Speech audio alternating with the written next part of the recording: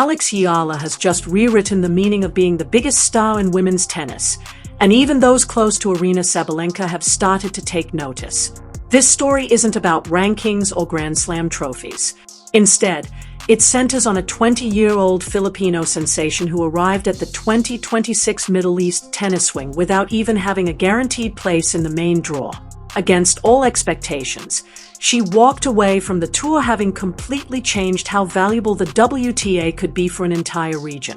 Her rise wasn't just about winning matches. It was about creating a powerful impact that caught the attention of fans, sponsors, and insiders across the sport. And the moment everyone realized her influence was real didn't happen on the court.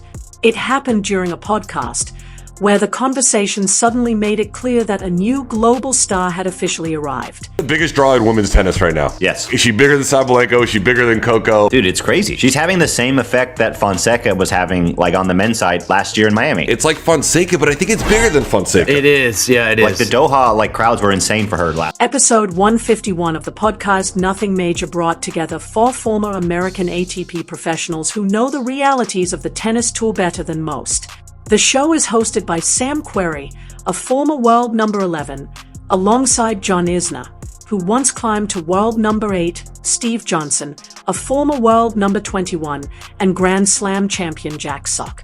These aren't casual commentators or internet personalities. They are players who spent years competing at the highest level and understand exactly what drives attention in professional tennis. During the February 2026 episode, Querrey raised a question that quickly spread through sports media and online discussion. Could Alex Eala actually be the biggest draw in women's tennis right now, even ahead of world number 1 Aryna Sabalenka and American superstar Coco Gauff? Before the conversation could even settle, Johnson gave a direct response. In his view, the answer was simple. Yes. Is she the biggest draw in women's tennis right now? Yes. Is she bigger than Sabalenka? Is she bigger than Coco? Dude, it's crazy. She's having the same effect that Fonseca was having, on the men's side last year in Miami. It's like Fonseca, but I think it's bigger than Fonseca. It is, yeah, it is. The Doha, crowds were insane for her last week. Yeah. Correct. She's definitely one to watch, obviously because she's so good, but just for the atmosphere. You want to tune into her matches just to see what it's like on the court. There's got to be a little jealousy maybe from some of the women. The girls coming in, she's not top 10, biggest. But the reaction wasn't based on opinion alone. Steve Johnson backed up his answer with what he had personally seen around the tour. At matches featuring Alex Eala, outer courts were packed with standing room-only crowds, even during practice sessions. These weren't Grand Slam finals or center court showcases, just routine practices that suddenly felt like major events because fans were eager to watch her. John Isner pushed the point even further, explaining that the Philippines represents a massive market the tennis world has long overlooked. He compared the energy surrounding Eala to the global following of Manny Pacquiao, describing how the Filipino diaspora travels across countries and continents, turning international venues into what feels like a home crowd. 4 former top professionals were all pointing in the same direction.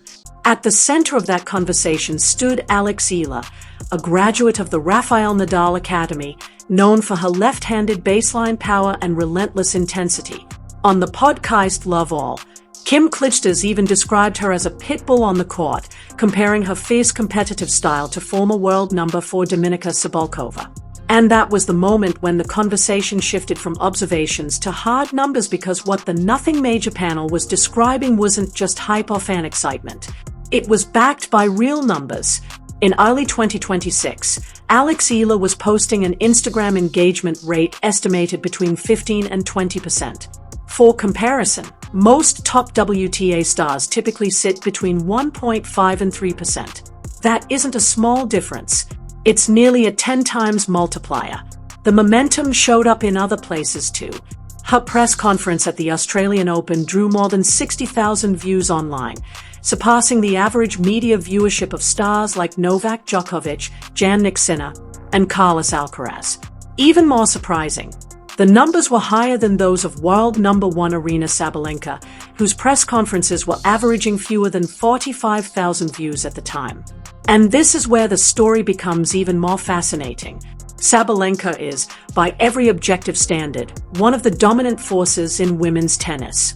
She captured back-to-back titles at the US Open, becoming the first woman since Serena Williams to accomplish that feat. Her career record stands at 490 wins and 201 losses.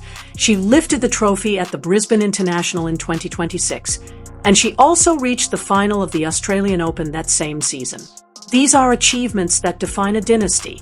Yet at the very same tournament in Melbourne, Eala, who was ranked number 49 during the 2026 Australian Open, was drawing crowds so large during practice sessions at Melbourne Park that fans were gathering around the outer courts just to watch her train. Her first-round match at the Australian Open ended in a loss to Alicia Parks, but the atmosphere inside the venue told a much bigger story. The crowd turned the court into what analysts described as a sea of national pride, with hundreds of supporters waving Philippine flags and chanting, "Let's go, Alexandra." The energy was so intense that security teams had to tighten their protocols around Alex Eala. After the match, she was quickly escorted away from the court by a group of guards to safely move her through the crowd. Later, Eala admitted the moment felt overwhelming and that the defeat hurt even more because she felt she had disappointed the fans who showed up to support her. Tennis legend Kim Clijsters weighed in on the situation and said the young star may need protection from the growing frenzy around her. Clijsters went even further with her comparison, suggesting that Eala's popularity in the Philippines could mirror the cultural impact that Michael Jordan once had in the United States. Yeah, correct. She's definitely one to watch, obviously because she's so good, but just for the atmosphere. You want to tune into her matches just to see what it's like on the court. It's got to be like a little jealousy maybe from some of the other... The comparison to Michael Jordan suddenly placed a tennis conversation in a completely different spotlight. But what happened next pushed the story even further. The turning point arrived during the Middle East swing, with tournaments in Abu Dhabi, Doha, and Dubai. This stretch of the calendar became the stage where the rising global attention around Alex Eala collided with the competitive dominance of world number one Aryna Sabalenka. And the outcome of that moment created a storyline few inside the tennis industry had truly predicted. Sabalenka arrived in the Middle East after an intense start to the season, winning the Brisbane International and then reaching the final of the Australian Open. The schedule had clearly taken its toll. She later withdrew from the Dubai Tennis Championships, explaining that she was not feeling fully healthy and pointing to illness and exhaustion that had been building since the long 2025 season. She didn't stay quiet about it either. Sabalenka openly criticized the WTA's mandatory tournament rules, calling the system insane and arguing that the organization was failing to properly protect the health of its top players. While Sabalenka dealt with that conflict and the physical strain of the tour, Eala entered the same stretch of tournaments without even having a guaranteed spot in the Dubai draw. She wasn't even ranked high enough to enter the tournament when the original entry list closed. The door only opened after several withdrawals, including one from Naomi Osaka, which allowed Alex Eala to slip into the main draw. Once she got the opportunity, she made the most of it. Eala stunned top 10 player Jasmine Paolini in the early rounds and followed that victory with another win over Aryna Sabalenka in the third round. That run pushed her all the way into the quarterfinals, where she faced American star Coco Gauff. The match ended in a one-sided scoreline, 0-6, 2-6, a tough defeat by any standard. But the atmosphere inside the stadium told a different story. The stands were packed, and many in the crowd were there specifically to support Eala. After the match, Gauff, already a Grand Slam champion at the French Open, publicly thanked Eala for bringing an entirely new wave of fans into the sport. Think about that for a moment. Gauff was thanking Eala for the crowd that showed up to watch Eala lose. By the end of her remarkable run at the Dubai Tennis Championships and across the entire Middle East swing, including events in Abu Dhabi and Doha, Eala had earned roughly $146,500 in prize money. About $35,000 came from Abu Dhabi, around $13,500 from Doha, and nearly $98,500 from Dubai. Just as important, her ranking climbed to a new career high of world number 31. That breakthrough also carried a major competitive reward. By climbing to a career high ranking of world number 31, Alex Eala secured a valuable advantage heading into the prestigious Indian Wells Open. The ranking milestone positioned her close to a seeded status, which meant a potential first-round bye and a far more favorable path in a tournament many analysts proudly call the unofficial fifth Grand Slam. For a player who had started the Middle East swing fighting just to enter main draws, the shift was dramatic. Suddenly, Eala wasn't simply the underdog story capturing headlines. She was becoming a legitimate contender on one of tennis's biggest stages. And this is where the most important layer of the entire story begins to unfold, the part that connects directly to why Sam Querrey asked that bold question in the first place.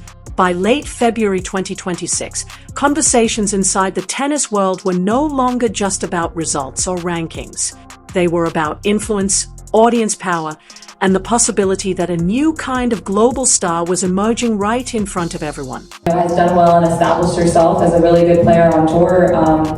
They all come out to support her, and so I think we saw that in Australia when it was kind of overcrowded. They put her on a too small. Alex Eala's rise off the court was just as striking as her performance on it. She visited Nike's world headquarters in Oregon, where reports described her reception as nothing short of spectacular, what some called cavalry and fanfare, complete with personalized portraits of Eala displayed alongside other legendary Nike athletes.